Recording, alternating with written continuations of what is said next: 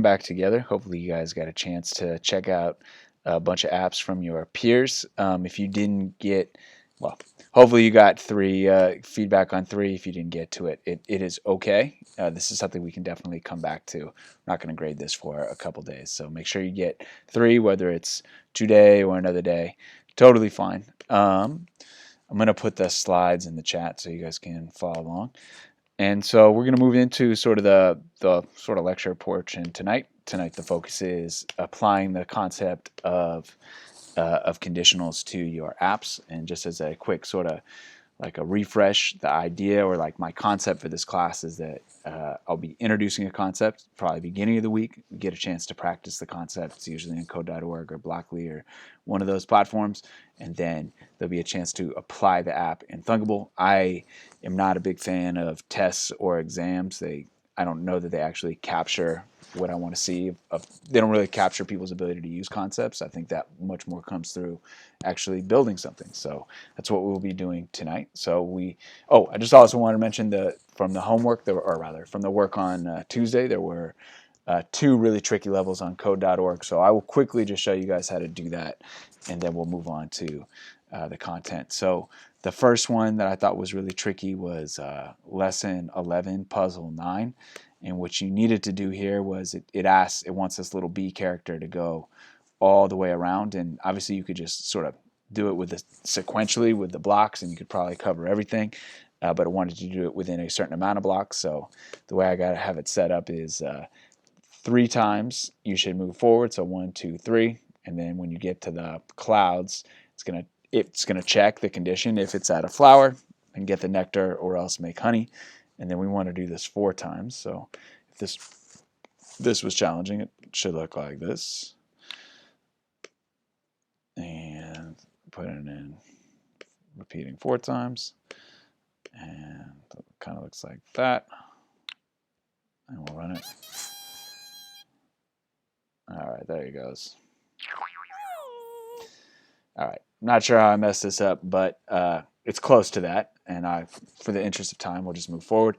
This one was really, really, really hard. And I will admit this one was really hard. So if you didn't get this, don't worry about it. But I'll show you how to do this one. You sort of hard code the first couple moves. So 2 right turns, the character turns around, moves forward, turns right. And what you want to do is pull out this repeat until you get to the sunflower. And then while there's a path ahead, the character should move forward. And then if there's a path to the left, this is going to look kind of crazy. If you didn't get to this, it's totally fine because it was not easy in the least.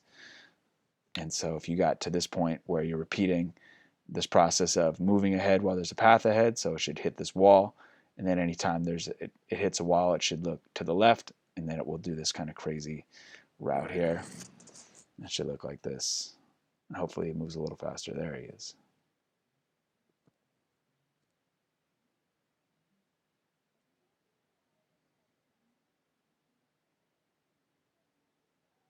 All right.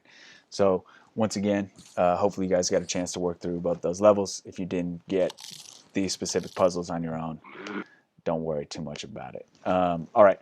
So we're going to get into just a review of this idea of conditionals here. And so we started from the place of thinking, we started 3 weeks ago now, starting with the idea of an algorithm being these steps to solve a problem. We talked about a couple different types of algorithms. We start off with sequence. That's just doing or writing your code like sequentially.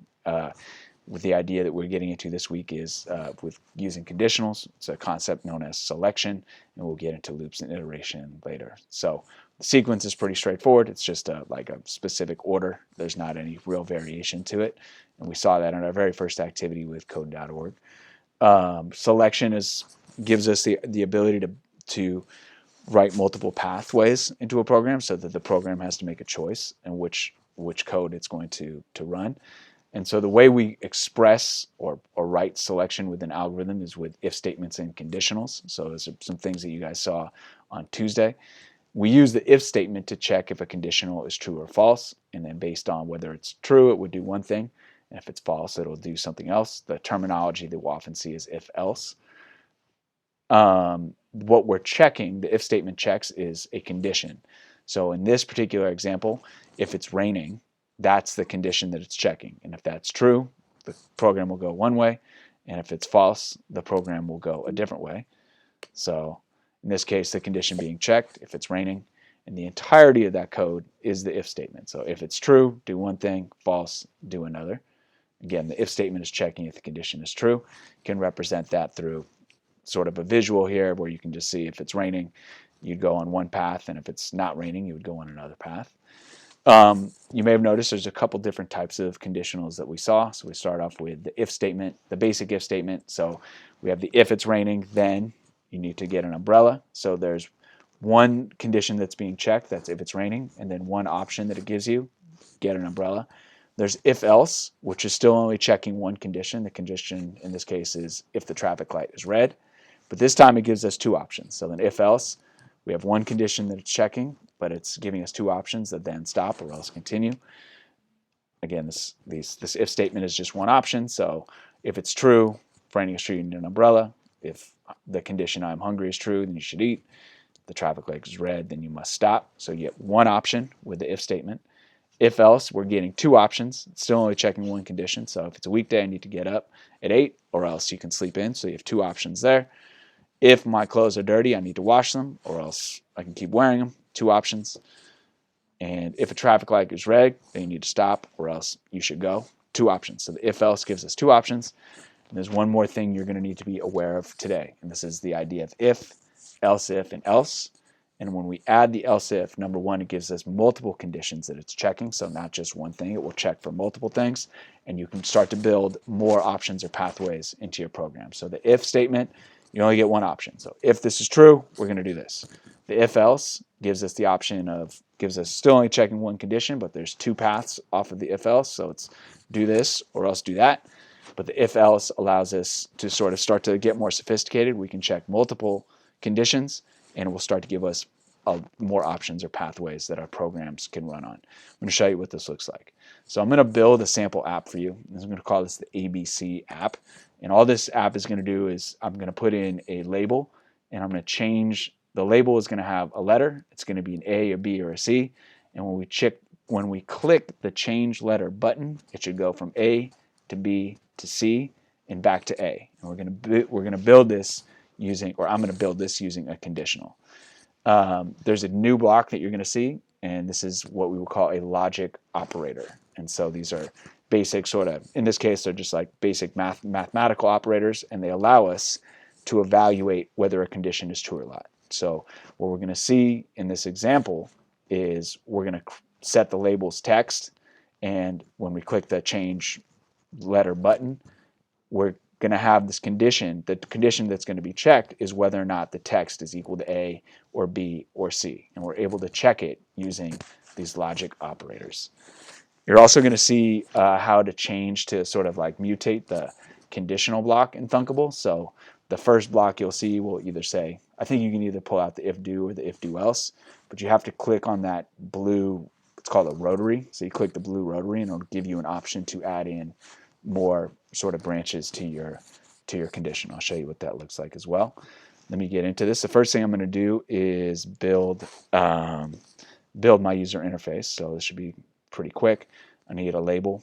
I'm going to drag out this label here, and I'm going to rename this label. Just this, or I guess we'll just call this the letter label. And on this letter label, I'm gonna just spruce it up a little bit. So I'll give it a background color so that it sort of pops out a little bit. Oh, how about the background color? Should be yellow, and then we'll make the I guess the text color should be black, so it pops out of there. And we'll make this a little bit bigger. So I'm going to switch this to an absolute size of 50 pixels. And I'll change the width also to an absolute size of 50 pixels. And I'll make sure there's a margin on the bottom so that it doesn't, so there's space between the next thing I'm going to put in, which will be a button. And the button's in the wrong place, so I'm going to go up to this app tree here. Oh, come back here. I got my button. I want it to go under. Okay, and I'm going to call this the change letter button. So I'm going to rename it, as we do with most of our components, change letter button, and I'll change the text. Click to change letter. Okay, so I've got the user interface built here. That was the first thing I was doing. And now what I'm going to do is I want to make sure that when the app opens, it starts off with an A. There's two ways I can do that, and I'm going to do both of them. When you're coding, you can choose one or the other, but I can make sure to set the text and the label property, so that way when it opens, it'll immediately show an A, and I'm also going to do it on the programming side, but I'll just go to my label here, and I'm going to change the text to an A. And when I make this bigger so it pops out a bit more, can I? Yeah, I'm going to align it in the center. All right, there we go. But I also want to make sure there's an event here for the screen. So when your screen opens, you can set exactly what should show. So when the screen opens, I want the letter label. I want the letter label's text to be an A. So this is redundant what I'm doing, but I just want you to see that you can do both. So the next thing I want to do is I want to change the letter from A to B. And I'm going to do that using the logic, one of these logic blocks, so that I can check. I'm going to set up an if statement to check the condition. If the text is A, then I want the text to change to B. So I'll do that here. I'm going to go when the change letter button is clicked. I'm going to pull out a basic the if do, and I'm going to go here under the logic drawer. I'm going to pull out this, the equals. So if the letter label, if the letter label text is equal to A,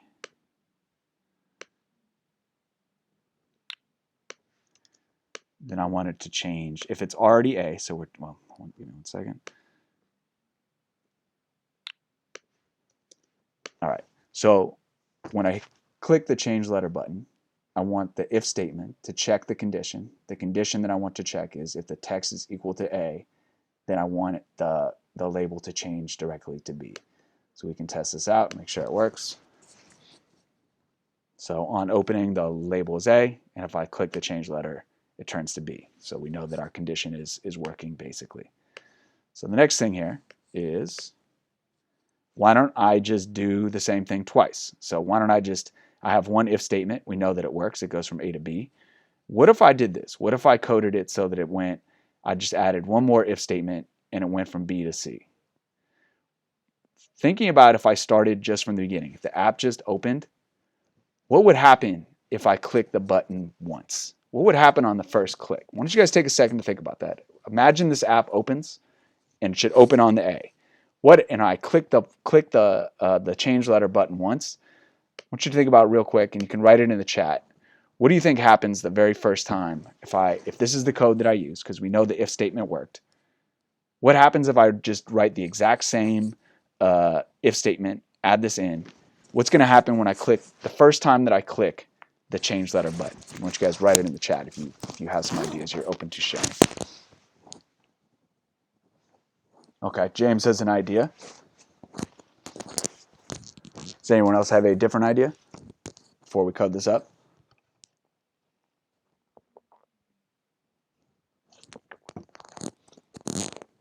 So James is suggesting it'll switch from B to C.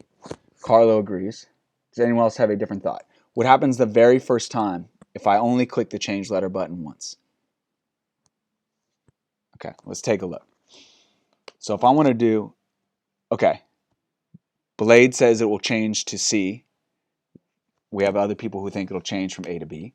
So I'm going to do this little trick here. You'll get comfortable with this. You can just copy the code directly, and then I can do this much simpler. So I want to go from A, when I open it, I want it to go from A to B and B to C. And so what's going to happen here when I test this out. So it starts off as the A, and I'm going to click this once, and it goes directly to C. Why did it do that? Why did we not get a B? Can anyone explain, or anyone have a thought to want to share in the chat? Why didn't we get to see the B? Why did it go from A directly to C?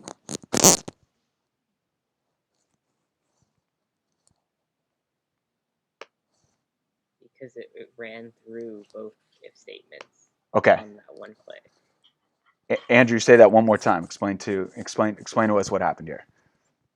So because the blocks are set to change from A to B, and when B changes to C, because both of them are in the same sequence, or they're right after each other, pressing or clicking the button automatically runs both if statements.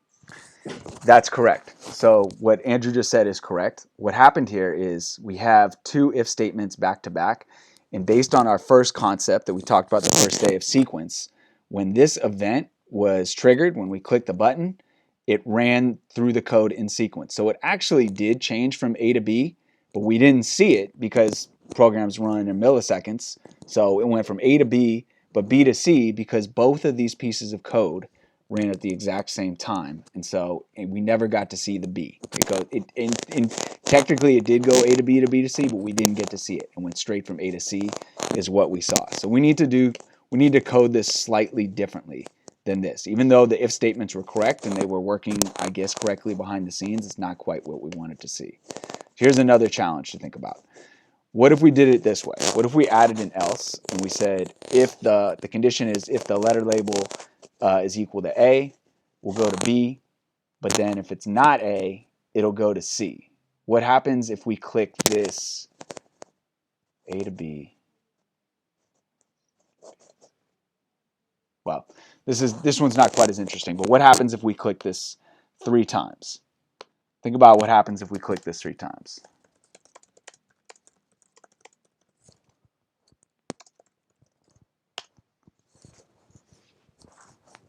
So if it starts on A and we click this button 3 times.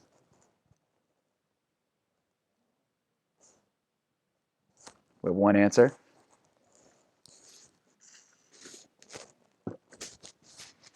Okay.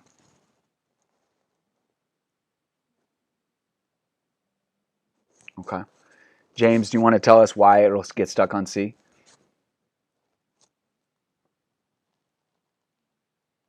There's no instructions once you're on C.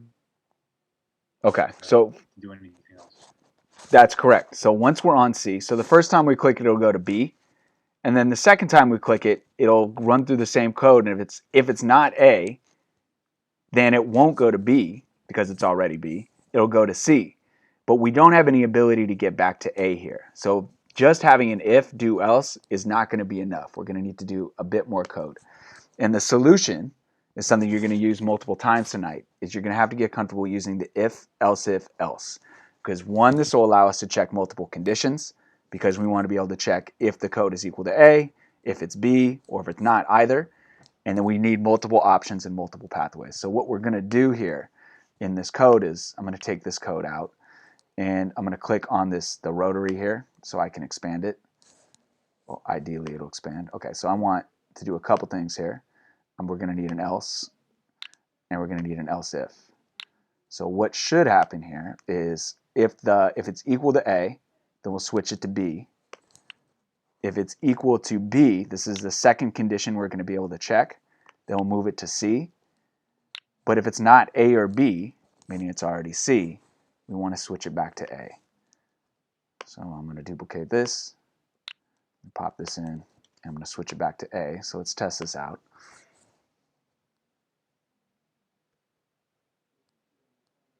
All right, so we have it on A. It opened as A. We clicked it once, it went to B.